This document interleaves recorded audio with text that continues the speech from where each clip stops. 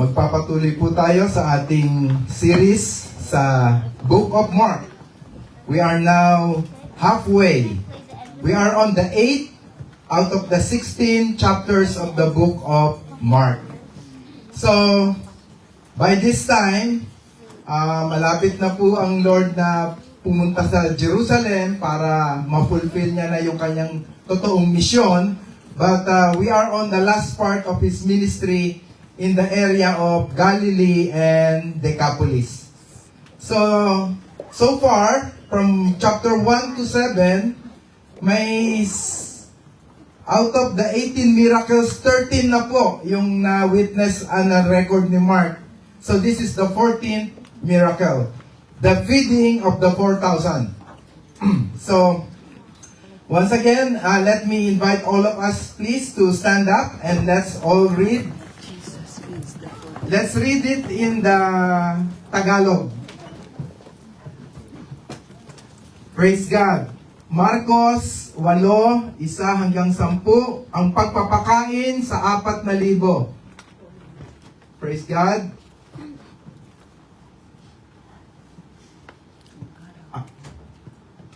Amen. Verse 1. Nang mga araw na iyon, muling nagkatipon ang napakaraming tao. Wala nang makain ang mga ito, kaya tinawag ni Jesus ang kanyang mga alagad at sinabi sa kanila, "Naawa ako sa mga taong ito sapagkat 3 araw na ngayong kasama ko sila at wala pa silang makain. Kung pauuwiin ko sila ng gutom, mahihilo sila sa daan, malayo pa naman ang pinanggalingan ng marami sa kanila." Ito po ang isang lugar na sumagot ang mga disipulo, ito po ay isang lugar saan po tayo kukuha ng pagkain para sa ganito karaming tao. Tanong ng mga alagad.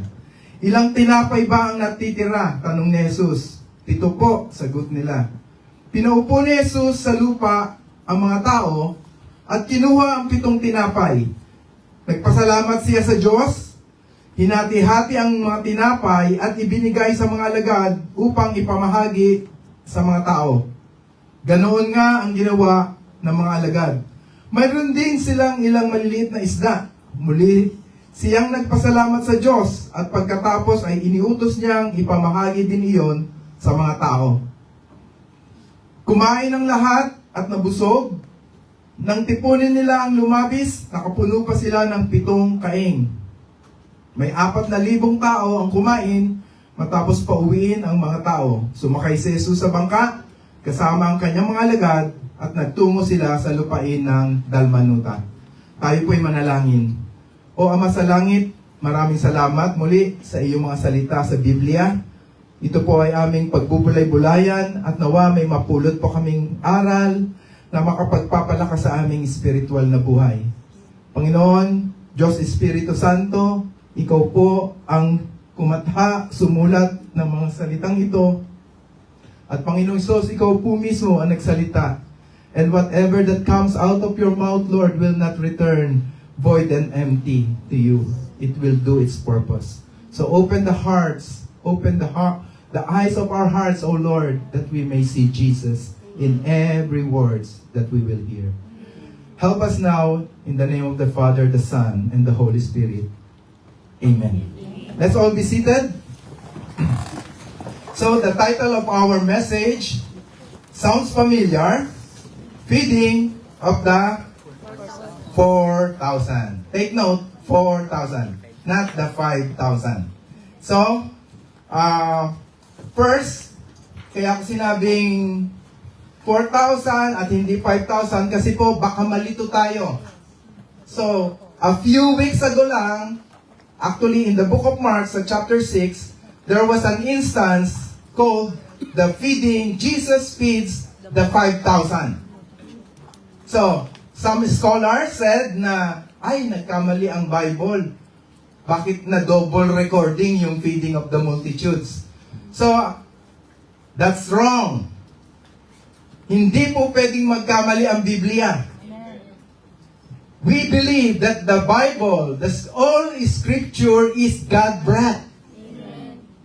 It's perfect. it will never ever make mistake. Kung meron pong maliit na dot o comma o one tittle or jot na mali sa Bible, hindi na po yun God-inspired. So the Bible is perfect. That means this is another feeding of the multitude. It's a repeat.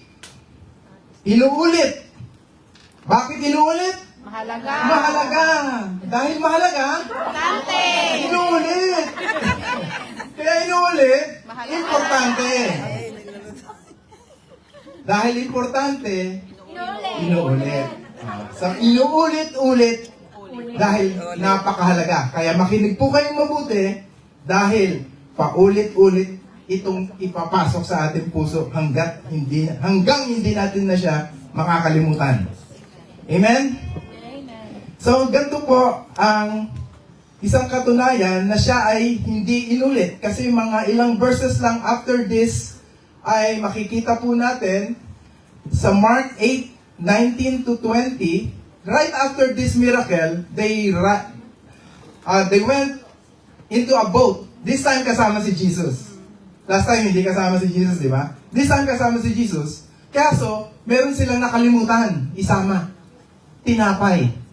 Wala silang nabaon, isang loaf lang para sa kanilang biyahe. So, nag-usap-usap na naman ang mga disipulo kung anong gagawin. So, si Lord talaga mahabang pasensya. Sabi ka, papakain ko lang ng libu-libong katao, tapos tayo dito sa bangka, walang baong tinapay, nagkakagulo kayo. Parang nalimutan nyo na agad. Kaya, sabi ni Lord, when I broke the 5 loaves for the 5,000, how many baskets full of broken pieces did you take up? They said 12. Remember, Pastor Erson's message? There were 12 baskets full. Para nga sa 12 disciples yon, or they said for the 12 tribes, because Jews ang audience ng 5,000. And then, on this instance, nasa Gentile region, and the 7 for the 4,000, how many baskets full of broken pieces did you take up? They answered, 7. So, this proves that these two events are different. The feeding of the 5,000, a few weeks ago lang siguro, hindi natin alam yung exact, but dun sa Bethsaida yun, sa Galilee, and then pumunta si Lord sa Tyre, Sidon, tapos sabi nga ni Jean, 15 times ng trip ng Tungchung to Discovery Bay to Decapolis. So, that was what we heard last Sunday. So, na kinapture ko pa yung map ni Jean dito. So right now, we are still here in Decapolis. Deca, 10, polis is town, 10 towns. But this violet area are Gentile region. Itong Galilee, Judea, ano yan? Ayan yung maraming Jewish dyan. Pero dito, halo-halo na sa Syria, dito halo-halo, at dito rin marami na rin. Konti na lang ang Jew. Okay? Ito po yung Sea of Galilee. Nakasentro yan. Tapos may Jordan River po ang kumukonekta dyan, pababa hanggang sa Dead Sea. Dito. Kaya dapat makapag-tour po tayo sa Israel, no? Amen. So, yan po ang context ng ating pag-uusapan ngayon. So, the feeding of this 4,000 is on a Gentile surrounding environment. So, kung Gentile yung area, yung mga 4,000 na yun, most of them are Gentiles. Amen? Amen. So, let's go to our outline. Before that, ito pong feeding of multiplication of the bread or miraculous feeding, hindi na po ito bago sa mga Israelita. All Jewish people knows the power of God to multiply and to provide food. How did they know? Start Moses. During the time of Moses in the wilderness, God provided what they call the manna from heaven. In Exodus The story shows that the people are complaining, why did we go out of Egypt? Sana doon na lang tayo, may pagkain doon. Eto, disyerto. Mamamatay tayo sa gutom dito. Ang reklamo ng mga Jewish na na-deliver from Egypt. And then the Lord provided for them food every day. Bread falling down from heaven. Hindi bread na nabibili sa bakery, Park and Shop, o 7-Eleven. Bread that will drop down like a morning dew every morning. Every day except Sabbath day. But before Sabbath day, ang pwede nilang kolektahin double. Para yung Sabbath day, hindi na sila magtatrabaho at mangongolekta ng pagkain. Ganun lang po ang gagawin nila. Busog sila. How many days ginawa? Hindi po days. 40 years. 40 years na hindi nagkulang ang Diyos Amen. sa pagkain mo araw-araw. Hallelujah. Ba't ka buhay ngayon? Ibig sabihin nakakakain ka araw-araw, correct? Nagkulang ba ang Diyos? Ganun po siya katapat sa atin. So, the multiplication of bread is not different. In Exodus 16:4, then the Lord said to Moses, I will rain down bread from heaven for you. The people are to go out each day and gather enough for that day. It's a miracle provision from heaven. Imagine for 40 years, they were provided food every day. And the Bible also said that even their sandals, hindi na sila bumibili ng mga bagong Nike, Adidas, dahil hindi na pupudpud ang kanilang mga sapatos for 40 years. Grabe ang Lord. Amen? So, it's not new to the Greek, to the Jewish people. Actually, ang bread nga po, sa Israel, may picture ako dyan, grabe po ang bread doon. Because bread is a symbol of divine blessing. Pag pumunta ka po sa market, kasi sa bakery natin, yung bread naka-tray lang o naka-plastic-plastic, doon po gabundok. Yan, ganyan. Maraming ganyan. Ang bread po sa Israel is a symbol of divine blessing or divine provision. So, another story in the Bible na makikita natin is yung kay Elisha. In the 2 Kings chapter 4, this is one instance na again, the bread that were given to Elisha was miraculously multiplied and it feeds 100. May konti lang pong bread na binigay kay Elijah at sabi ni Elijah sa verse 43, how can I set this before 100 men? His servant asked, but Elisha answered, give it to the people to eat. For this is what the Lord says. They will eat and have some left over.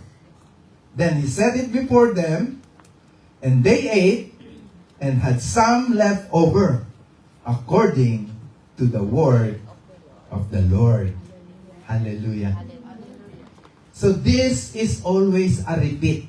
Bakit inuulit? Dahil mahalaga, importante. Kaya po, kapipit lang ng 5,000, mga ilang linggo lang ang nakaraan, feeding of the 4,000. Tapos kapipit lang ng mga 4,000, yung mga disciples, wala lang baon, nag-worry na naman. Di ba po minsan, ka-answered prayer mo lang, tapos nag-worry ka na naman. Pinag-pray mo, Lord, na saan magkatrabaho na yung anak ko. Tapos nagkatrabaho. Nag-testimony ka pa, answered prayer. Tapos, Lord, kasi yung isa ko pang anak. Walang katapusang worry. Kasi nga po, we keeps getting hungry. Kapag kumain ka ngayon ng tinapay, bukas, i-withdraw mo lang sa toilet. Correct? So, kailangan mo na naman tinapay. Araw-araw mong kailangan. So, sabi ni Lord, araw-araw, do not worry. Amen? Do not worry. So this is our outline. Intro pa lang po yun. Anyway, we have a simple outline. We will first look, the main story of this is the compassionate Jesus. We will look at our God, our Lord Jesus, as a merciful God. The word compassion is sympathy, pity, awa. So, it's an attribute of God. God is full of compassion and full of mercy. Paulit-ulit sa Psalms, sa Proverbs. That is an attribute. Hindi mawawala sa Diyos natin ang pagiging maawain. Talaga pong, yan po ang karakter niya. Divine character ng God natin is compassionate. And then the second point is the provision of Jesus. We find this word Jehovah Jireh when He said He will provide. He sees our needs. He sees the future. And He already provided ahead of that need. So why you worry? Diba? Because He lives, I can face tomorrow. Because He lives, All fear all is gone. fear is gone. Because I know, He knows the future. He knows my future. He knows I will be needing that someday. He knows I need to buy that someday. Because I need that someday. He provides already in advance. Amen? Amen. Why worry? Kaya pa ulit-ulit ito. No worries dapat. So number 3 is the satisfaction from Jesus.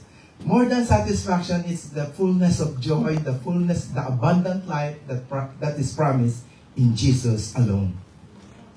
That full life can be found. The full satisfaction can only be found in Jesus alone. Marami ko naririnig na testimony na recently kay Brother Charlie sabi, there's some vacuum in the heart na hindi alam kahit anong ilagay mo, hindi mag-fit, hindi masatisfy yung longing. But it's Jesus strong in your heart. Kapag siya nalagay doon, wow, I'm fully satisfied. I'm blessed, no? The word for that is shalom actually. Wellness, harmony, nothing missing, nothing broken. He is our Jehovah Shalom. Amen? So let's go to number 1, the compassionate Jesus. Verse 1 and 2, let me read again. During those days, another, take note of the word, another. That means, this is another. It's not the same as the previous one. It's another. Another large crowd. 4,000 large crowd. Since they had nothing to eat, Jesus called His disciples to Him and said, so, verse 1, the word compassion can be found there. I have compassion on these people. Jesus said it. I have compassion on these people. They have already been with me 3 days and have nothing to eat. So, the word I have compassion, when you study grammar, it is a first person pronoun. Nag-review ako ng English kaya meron akong konting dito, English lesson, yan. Para because of all the gospel that God have compassion, this is the only one instance that it is a first person pronoun. What does it mean? Lahat, for example, yung sa feeding of the 5,000, basahin ko muna sa Mark 6:34 we will see the difference. When Jesus landed and saw a large crowd, this was the chapter 6, He had compassion on them. He.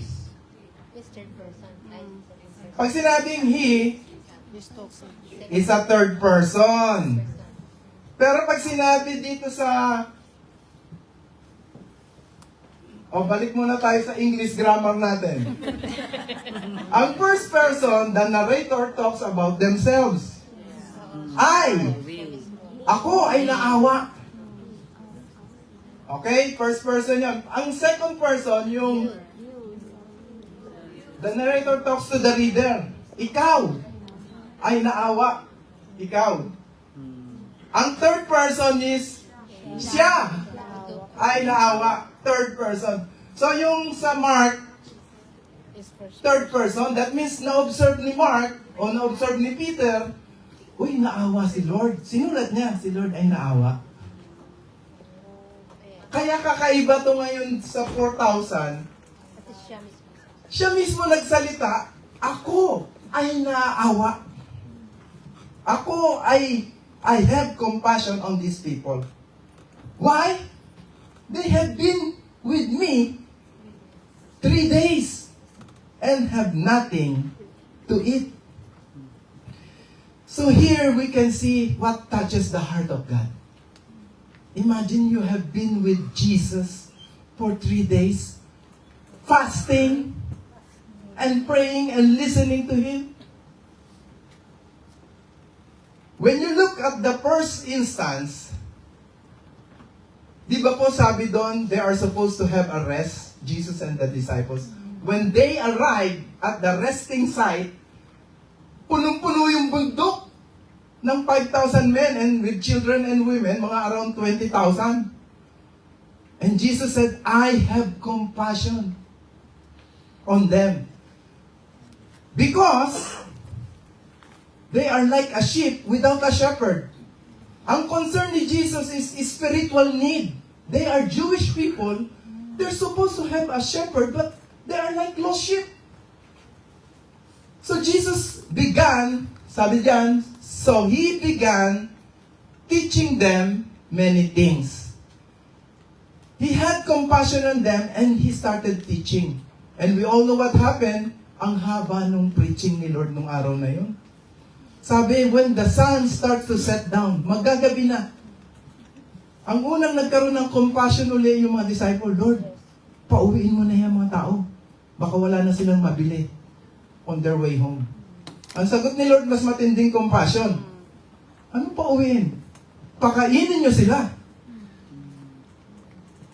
So that is the compassion of Jesus first is spiritual need. They are like a sheep without a shepherd. Pero, balikan natin ang verse 2 ng Mark. I have compassion on these people because they are hungry. They have nothing to eat for 3 days. The compassion is about their physical need. Pero nag-trigger yung physical need ng mga tao dahil they have been with Jesus for 3 days. Look at this 4,000 men, 4,000 people. They are not after the bread. They are not after the food. They are just blessed with being with Jesus. Listening to Him, seeing Him healing the people. And that's what He's been doing. So, looking at that situation, yung unang compassion ni Jesus, yung third person, is for their spiritual need sa mga Jew. Correct? So ito pong ngayon, dito sa 4,000 crowd, they have been with Jesus for 3 days without food. And then, the compassion of Jesus is to feed them physical food. But, He knew that these people are not interested actually with physical food. Siguro nakalimutan ng kumain sa sobrang yung presence ba ni Lord? Yung, alam niyo yun, kapag nandun kayo, naka-zone in doon, parang ayaw mo nang umalis doon. So these people have been there. Probably they're sleeping on the grass. Wala namang bahay doon, walang tent. So they were there for 3 days. Can you do that? 3 hours pa lang dito. Gusto nyo na umuwi agad eh. Nagmamadaling umuwi.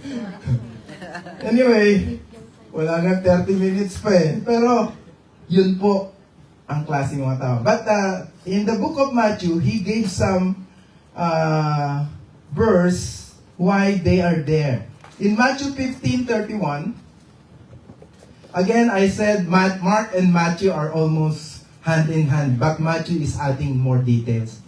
So before Jesus had that compassion, he said in Matthew 15 verse 31, this happened while they stayed for 3 days. The people were amazed when they saw the mute speaking, the crippled made well, the lame walking, and the blind seeing. And they praised the God of Israel. If you keep on seeing miracle every day, every hour, and then hearing the word of God every minute, and most especially His presence there, wow, you don't want, it's like heaven. It's like heaven on earth. And see, they praise the God of Israel. That means they are not Israelites. They are Gentiles. Like the Syrophoenician woman. They don't know the law. They don't know the Moses. They are being cast out from by the Jewish people. But they just met Jesus of Nazareth. And they praise the God of Israel. Hallelujah. And that's what makes Jesus provide. That's what strikes the heart of the Lord. Look at this again.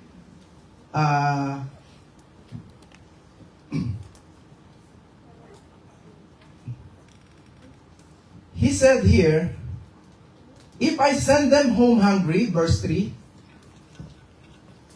they will collapse on the way because some of them have come a long distance.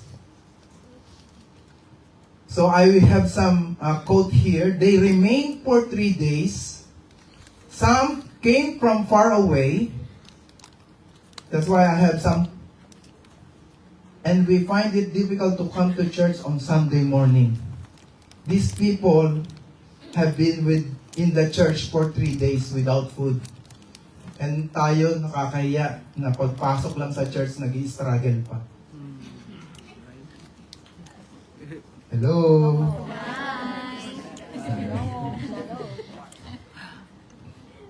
And they were willing to journey to the desolate place just to be with Jesus. They came all the way from the other 10 towns. Decapolis are composed of 10 towns. And they came to be with the Lord. And they stayed for 3 days. They ran out of food, but they stayed there. That's the kind of heart that gets Jesus' attention. The open heart, the listening heart, the heart that is desperate for the Word of God. Hungry heart for the Word. Not for the food. Very contrasting, no? Dun sa feeding of the 5,000, when you look at John chapter 6, the following day, the Jews, yung mga Jews, they are following Jesus. Sabi nila, uy, magpapakain uli yan, sundan natin. Pero yung John chapter 6, nabigo sila. Kasi sabi ni Lord nung John chapter 6, our menu for today is not bread and fish. It is my flesh and my blood. And all of them walk away. Ay, cannibalism pala itong taong to. They did not see what the Lord is talking about. It was concealed like a parable. So praise God, we know what He's talking about. Amen? Amen. Jesus is the bread of life. Amen. Remember that. One of the great I am. In the book of John, there are 7 I ams of Jesus. One of the great I am is, I am the bread of life. So, the breaking of the bread is very symbolic. It's a foreshadow. Because Jesus is the bread that came down from heaven. The daily bread, the manna that falls in the wilderness for 40 years, is a foreshadow of the bread, a flesh. The bread that will become the flesh in the form of a human, he's called Jesus of Nazareth. So the Lord was touched by these people who stayed for 3 days. He was moved with compassion. Let me go back to the Greek word of compassion. The Greek word for compassion is splagnisomai. Hindi siomay. Basta yan. Pero das is plansa o placenta, yung kaloob-looban. It is about the inward parts, the entrails, yung mga bituka, heart, lungs, liver, kidneys. Alam niyo po ba yung pag meron kang nakitang nakakaawa? Na parang bumabaligtad yung kalooban mo, parang may butterfly ka sa stomach. Yung sabi nila. Basta, yun yung naramdaman ni Lord. Hindi siya yung compassion na, nakakaawa. Talagang physically, may naramdaman siyang matinding awa. Kaya ang tawag doon sa splagnisomai is the seat of the affection. The seat of the affection. It's your innermost being. Na kapag yun ay nag-struggle at nakaramdam ng awa, talagang gagawa ka ng paraan. Yung sympathy na parang ikaw yung lumagay sa sapatos niya. Parang ikaw yung tumayo dun sa kanyang kalagayan. Ganun yun. Naramdaman ni Jesus yung gutom nila. Malamang gutom na rin si Lord noong time na yun, 3 days na yun. So, that is the emphasis of this verse, the first person compassion. Kasi iba naman yung maraming sinabi sa gospel na Jesus had compassion on them. Sa John, sa Matthew, sa Luke. Pero this time, kay Mark sabi, Jesus said, si Jesus mismo nagsalita, I have compassion on them. First person. That's why, very powerful siya. Malay mo kung tama yung obserbasyon ni Mark, ni John, ni Matthew. Si Lord naawa sa kanila. Obserbasyon lang niya yon. Hindi naman niya nakikita yung saloobin ng Diyos.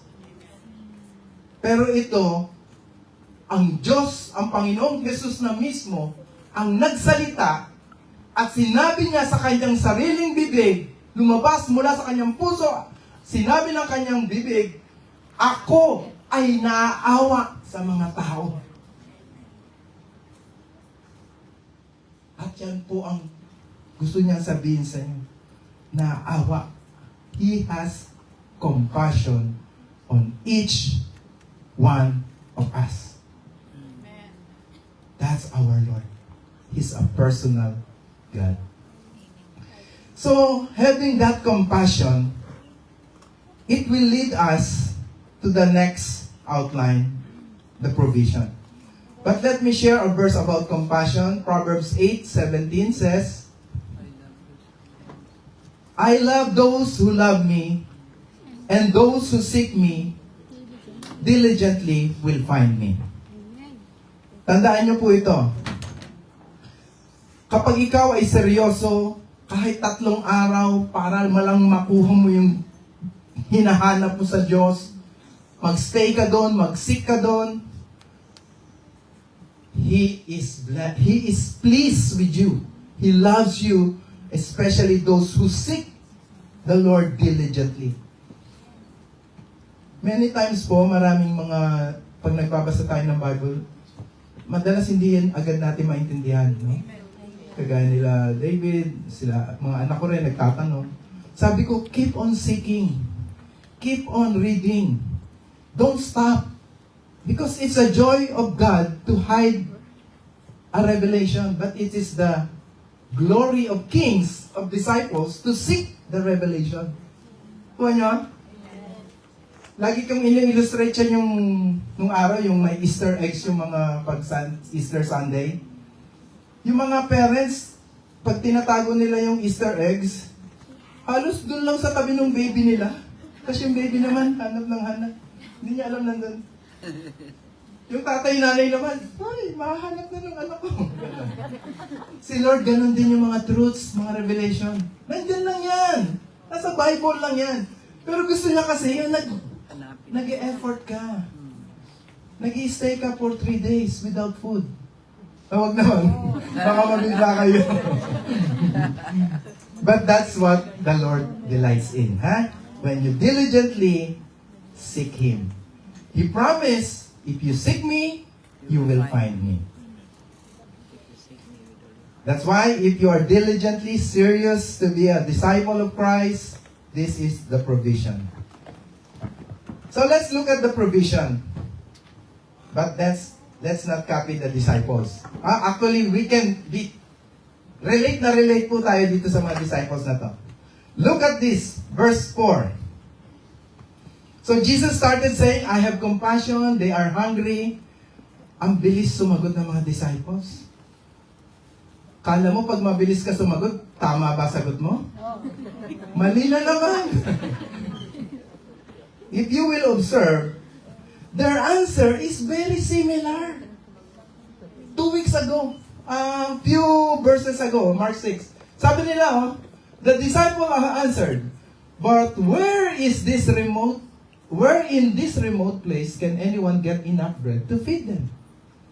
Ang bilis sumagot ng mga disciples, sabi, saan tayo kukuha sa liblib na lugar na to? Para pakainin yung 4,000. Di ba yun din ang sinagot nila nun? Hindi talaga intindi o nakakaalala. Kaya inuulit. Kasi, importante. So, when you read, kaya nga napagkakamalang pareho tong dalawang feeding na to kasi pareho yung question, yung ginawa ni Lord, walang pagkakaiba. Kaya identical miracle nga ang sabi nila. Kasi ganun din ang tanong ng mga disciple. Kaya ang sabi ko dito, how quickly we forget God that He is God. Parang hirap maintindihan, no? Parang alam mong Diyos siya, na nothing is impossible with Him. Tapos paglabas mo, after ilang araw, Lord, kaya mo ba to? Lord, may mangyayari ba dito? Parang ang bilis mo nakalimutan yung sinabi mo sa prayer mo. So, how easily the disciples forget. So, kumbaga, ano ba? Kung si Lord mahina ang pasensya, hindi niyo ba naaalala? Mas liblib pa yung lugar, mas marami pa yun, 5,000 yun na. Hindi niyo ba naalala? Yung ginawa natin, may natira pa sa inyong 12 basket full. Hindi sinabi ni Lord yan. Hindi ganun si Lord sa'yo. Mapasensya sa'yo. Hindi kanya re-rebuking. Sweet conviction lang ng Holy Spirit. How quickly you forget. Hindi sinabi yan ni Lord. Pero, pinagkatiwalaan ulit sila ni Lord. Basahin muna natin uli yung sa Proverbs 3:1. Sabi dito, kaya ito inuutos sa atin, dapat huwag natin kakalimutan ng word. My son, do not forget my words, my teaching, but let your heart keep my commandments. Keep the word of God in your heart. Don't forget it. Kaya nga, importante nagme-memorize tayo. It will really help us.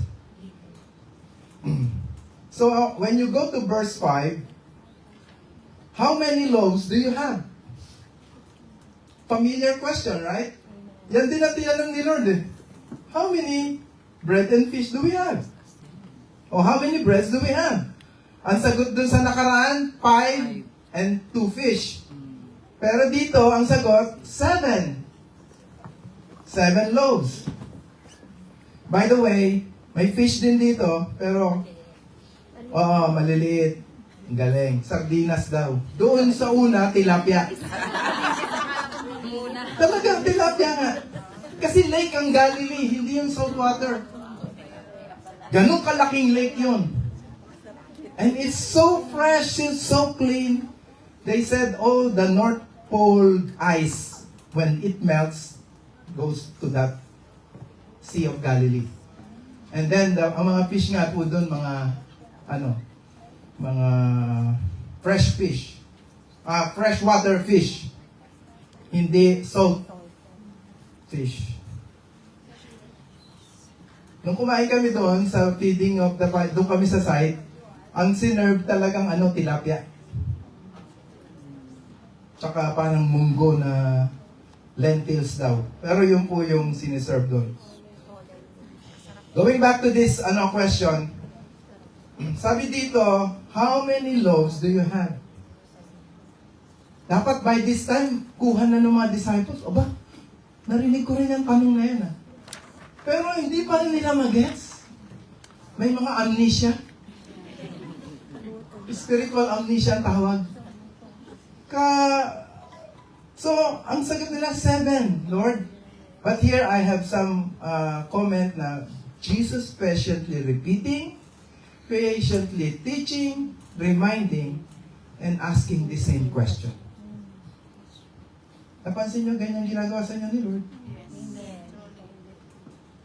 Kasi, ang tagal natin makinig. Ang tagal pala natin mag-gets o sumunod, kahit pa ulit-ulit na, dead man lang. Ha?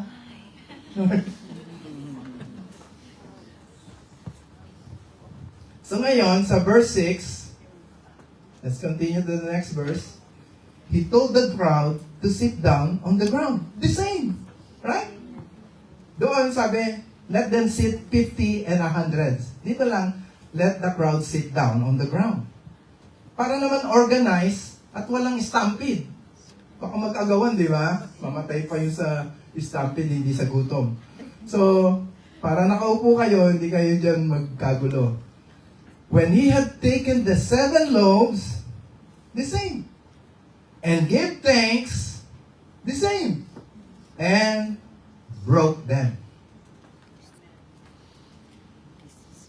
Are you familiar with the word breaking of the bread? Yes. The Lord's Supper is called breaking of the bread. The Lord always breaks the bread. The breaking of the bread. Who is the bread that came from heaven? Jesus. Was he broken? He is. This is my body, which is broken for you.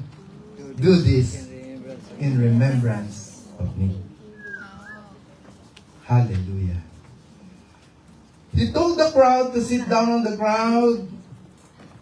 When he had taken the 7 loaves, he gave thanks, he broke the bread, and look, kahit itong mga disciples ang babagal matuto at ang dali makalimot, pinagkatiwalaan uli. He gave them to his disciples and distributed to the people. Ang haba ng pasensya ni Lord sa mga disciples. Kaya yung mga nag-ID 101, yung mga marami ng absent dyan, balik lang next week, ha? Pwede pa hindi pa kayo drop. Mababait po ang mga teacher. Ganun si Lord. Pagkakatiwalaan ka pa rin. Hindi yung kayong 12 ang bilis nyo makalimot, hanap ako ng bagong 12.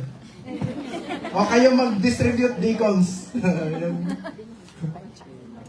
Kasi po, si Jesus po ang bread of life. Ipinagkatiwala niya itong 12, sa 12 yung bread of life. When he ascended back to heaven, he said, go, you 12, you go into all the world and give them the bread. Distribute the bread to them. Feed them. They will all be satisfied and there will be many more left over. You see? The bread. So, that's the point. In spite of the disciples' forgetfulness, Jesus keeps on trusting them. Sila pa rin ang pinagkatiwalaan.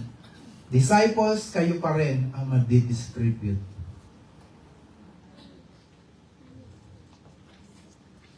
That's why every time you make mistake, don't say, Lord, hindi na ako qualify. Hindi na ako yung tinawag mo. Hindi Hindi, tinawag ka na niya eh. Born again ka na eh. No choice na. Kung hindi, daling ka talaga sa langit. But never, God never made a mistake. He knows. He knows you. He called you by name. And for His name's sake. That's why in Isaiah 43, verse 25, this is a powerful verse. The same chapter as my wife's message this morning. Isaiah 43 said, I am the God who blots out your transgression for my name's sake.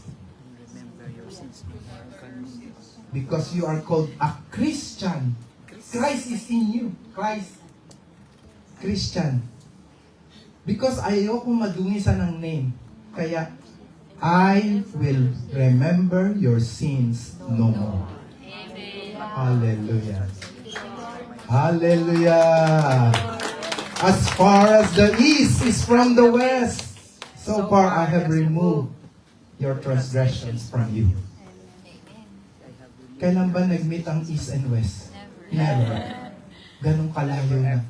Yung mga kababalaghang mong ginawa nung araw, pinatawad ka na. Kapag nagpatawad siya, nagpo-forget din siya. May nagtanong, Pastor, di ba si God all-knowing? Paano niya makakalimutan yung mga madudumi kong kasalanan? He is also has the power to forget. He is God! I choose to forget. Although I'm all-knowing, I choose to forget. That's how much He loves you. Kaya wag mo nang lusutan. He redeemed you. He gave His name to you. Pinawalang sala ka niya. Hindi siya nagkamali sa pagpili. Kaya yung disciples na yun, actually may isang mali doon. Pero tinitiis lang yun ni Lord kasi may purpose yung isa doon eh. Pero yung 11 doon, kahit puro mali, alam niya, later on naman, alam ko, you will be beheaded for my name. Ikaw, you will be crucified for my name. Ikaw, your body will be so into for my name. He knows. He knows the future. Kaya kahit palpak-palpak ka pa ngayon sa ID 101, alam niya sa ID 102 may konti ka ng improvement. ID 103 medyo seryoso ka na. At may ID 104, magdi-disciple ka na. Ng iba. Amen? God knows them. He knows the future. That's why He gave His name to these disciples, and no matter what kapalpakan, pagkakatiwalaan pa rin. Tuloy lang ninyo. Amen. So, they were given to the disciples, so the disciples will distribute it to the people. A symbol of our Lord's Supper. The leaders will stand here. The men, the elders, they will be here and they will distribute it to you. If you receive there, when you go out of this church, in the world, in the marketplace, you have to distribute the bread to them. You got it? Amen. O wag ka na lang mag-partake dito.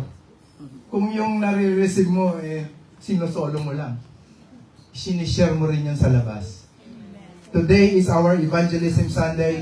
We will go out to the world and give this bread. The Lord fed us with this bread. We partake of it, and we are now ready to distribute it to the world. Share the bread of life. Share. So it's getting clear that this miracle is not about physical blessing. It's not about physical satisfying your tummy, your belly. It's about spiritual. Jesus came for spiritual life. And that physical need is secondary. Just seek the spiritual first, and the physical will be added unto us. Focus on Jesus. Focus on Jesus. So here, we will go to the third point. The satisfaction from Jesus. Verse 8, 9, and 10. But let us focus on verse 8. Verse 8 said, the people ate and were satisfied. That satisfaction is not only okay or enough, it is more than enough. Why more than enough? Because afterward, the disciples picked up 7 basketfuls of broken pieces that were left over. In one commentary, they said that 12 basketfuls doon, yung pala yung basket na kaya mong bitbitin. Pero ito pa lang sa feeding of the 4,000, yung 7 basketfuls is kagaya ng hamper. Parang malaking kain. Kaya kung kukumputin mo, mas marami pa yung laman ng 7 na kain kaysa yung 12 na basket. Ewan ko. Basta may mga numerical yan si Brother Lloyd. May mga numerical value yung 7, 12, 2 fish. But let me just focus on when God provides, it's always more than enough. Amen. More than enough. You always have enough to share for others. Amen. You are blessed so that you can be a blessing to others. Diba? Yun ang importante. Sobra. Kasi kung ikaw kinakapos, paano ka makakapag-share? Paano ka makapagbibigay? So God always satisfies us more than enough. He promised that in John chapter 10:10, that the thief comes to steal, to kill, and to destroy. Jesus had come to give us not only that life, the abundant life, Amen. overflowing life to the full. That is the promise of the Lord Jesus Christ. So, this satisfaction, let's go to the bread of life. This miraculous feeding points us to and leads us to Jesus as the bread of life. Again, in John 6:35, Jesus declared, I am the bread of life. John chapter 6 is a follow-up of the feeding of 5,000. Sabi nga ni Pastor Erson, this miracle of the 5,000 was mentioned on the 4 Gospel, Matthew, Mark, Luke, and John. But yung feeding of the 4,000 is only mentioned in Mark and Matthew. But in John, in-explain niya yung the following day. Di ba sabi sa John, after the feeding of the 5,000, Jesus went to a desolate place and the people followed Him. Eh sabi ni Lord, ano ba? Kainan na naman. Gutom uli kayo, sabi ni Lord. Opo, ang sarap ng pagkain kagabi. Kahapon, ganun. Sabi, okay, ang menu natin ngayon is not bread and fish. Ano ang menu? Dinuguan. At may puto. Kinilaw, tsaka dinuguan. Pareho. Ay. Masarap. Masarap. Bawal kasi yun sa mga Jew. Praise God. Hindi po bawal kumain ng dugo, ha? I mean, I respect those who don't. But, another topic yan sa... Kasi paborito ko yun eh. Yun lang sa pasok namin. Kumakain ng dugo. Basta ibang topic yun. Napag-aralan na natin sa Romans 13 yan eh. Pero, focus muna tayo sa I am the bread of life. In John 6:51, I don't have the slide, but Jesus declared, I am the living bread that came down from heaven. The bread is my flesh, which I am giving for the life of the world. See? Jesus said, I am the bread that came down from heaven. Because the people were saying, the Jewish, oh, we have, our fathers have manna given by Moses. Kala pa naman nila si Moses nagbigay ng manna. Sabi, no, it came from heaven. And then Jesus tried to give them this. I am the living bread that came down from heaven. The bread is my flesh. And I am giving up this flesh, this life, for the life of the world. You see? That's why He said, everyone who does not eat my flesh and drinks my blood has no part in me. Kaya nag-walk out yung mga tao. Kasi yung inaasahan nila, physical bread eh. Gutom sila eh. Sabi ni Lord, flesh ko ang pagkain, tsaka dugo ang inumin. The Bible said, they all walk away. Natira yung 12. Nakakalungkot. Sabi nga, one of the saddest. Imagine, no? Nagpipreach, nagtuturo si Lord, tapos lahat nag-walk out. May natirang 12. Sabi ni Lord, ano? Iiwan niyo na rin ba ako? Hindi ka na sila. Mali yung ano ko. Pero, hindi. Sabi niya, o kayong 12, ano, alis na rin kayo? Buti na lang. By the grace of God, may binigay kay Peter. Sabi ni Peter, where will I go, Lord? You have the word of everlasting life. I believe you are God, the only begotten Son of God. Wow! Buti na lang. Mabait ang Lord. Nagre-reveal ang Holy Spirit sa atin.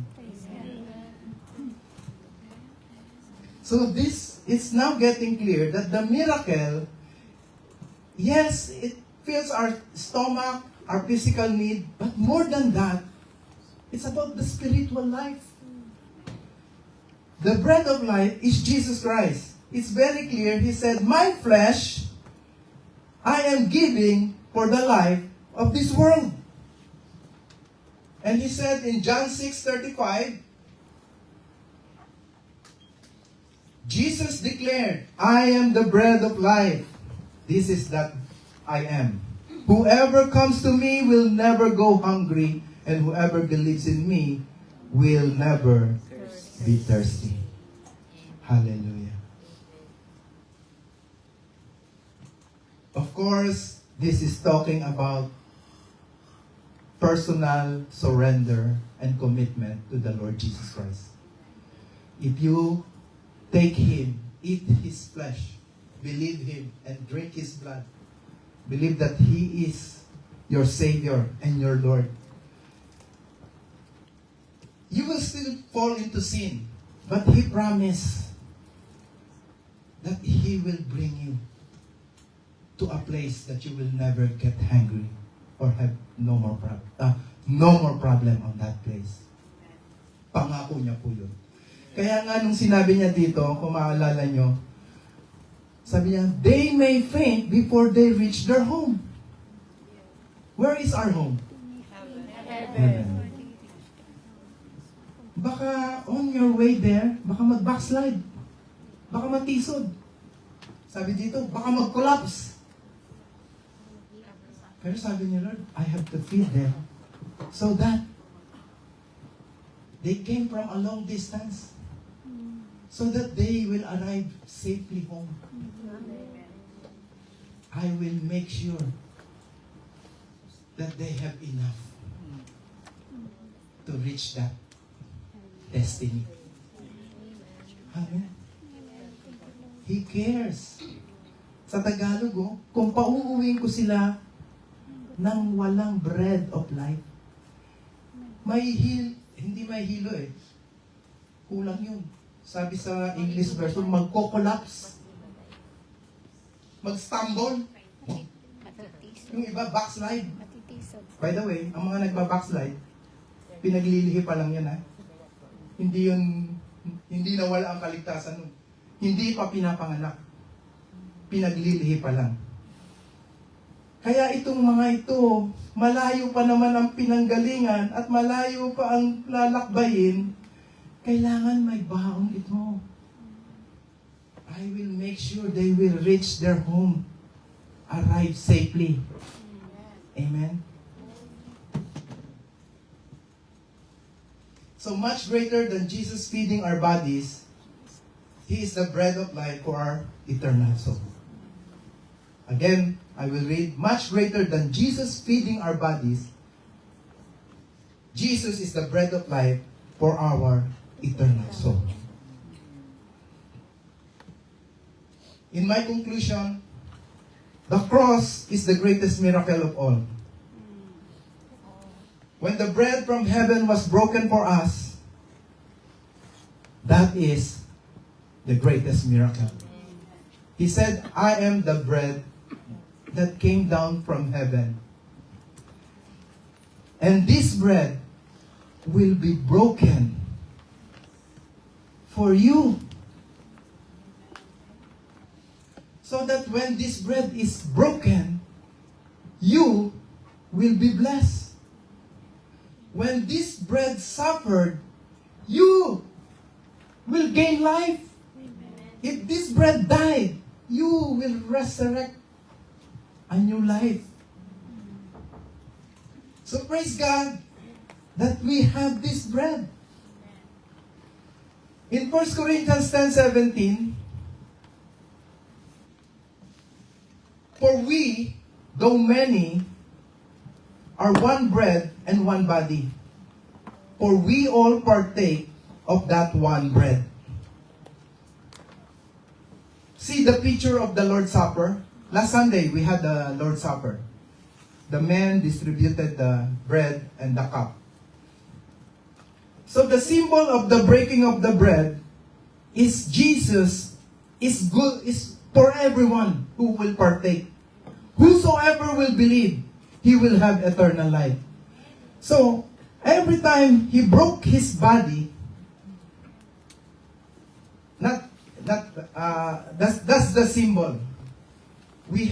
Ang kaligtasan po natin nanggagaling lang sa isang Diyos, sa isang katawan ni Kristo at sa isang dugo niya. Walang mas ma-powerful na dugo para sa kanya kasi mabait siya, mas malakas dun sa isa kasi mas mayaman siya. Hindi. The same blood. We partake of the same salvation. So, freely we receive. Sabi, freely you give. You share. That's what every time he broke his bread, he will give it to his disciples. And the disciples will share it to the people. So every time you partake, you will say, Lord, thank you, but I will not keep it for myself. I will break it again and share it to others. That is what Jesus did. He broke the bread. The bread from heaven was broken for us. That's why we always hear that Jesus, on the night when he was betrayed, the Last Supper, he took the bread, he gave thanks and broke it. He broke it to many pieces so that all who wants to partake will receive. Will eat the flesh, the bread, and will drink the cup. Symbol po siya, pero ito po yung katotohanan. Ito po ang talagang katotohanan ng miracle na yun. Ang problema, masyado tayong abala sa physical tummy natin. Na hindi natin alam na automatic nang i-add ni Lord John, if you seek Him, His kingdom and His righteousness, all the physical bread will just be added unto you. Wala nga namamatay sa gutom eh. Ang karamihang namamatay ngayon sa katakawan. Correct? The high blood, the diabetes. Sobra-sobrang pagkain ngayon sa mundong ito. That's why, sabi ni Lord sa John 6, naalala ko lang, I hope, He said, do not work for this body that will be wasted the following day in your toilet. Work for the bread that will last forever. Jesus. Amen. Hallelujah. So, some quotation for the conclusion. When Jesus provides, He abundantly satisfies. Hindi lang po siya ganun mag-provide, lagi pong sobra. Grabe, sobra. When Jesus provides, He abundantly satisfies and leftovers for you to share. You are blessed so that you will be a blessing to others.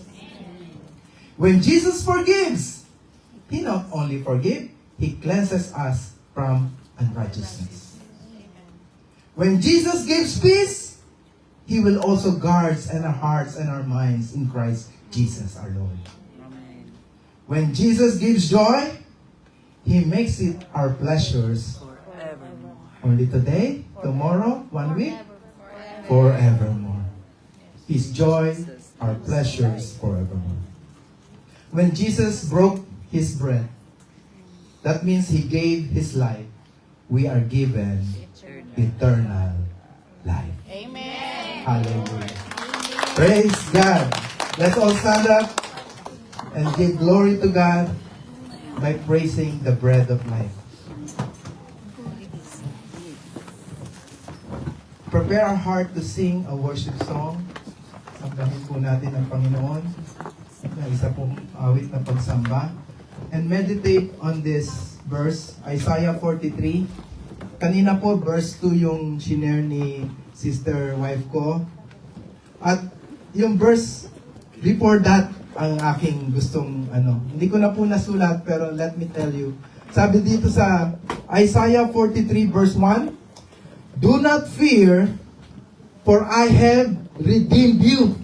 Amen. Hallelujah. He is committed to you. He redeemed you. He saved you. Sabi mo nga sa katabi mo, He redeemed. Jesus saved you. Ayaw mo? Jesus saved you. Sabi niya, huwag kang matakot. Ako ang iyong tagapagligtas. And I have called you by your name. Thank you, Lord. Grabe. Thank you, Lord. Very personal. He called you by your name. And then His word is, you are mine. You are mine. You used to be owned by the devil. Now, you are mine. Hallelujah. Do not fear, for I have redeemed you. I have called you by name. You are mine. Let's worship the Lord.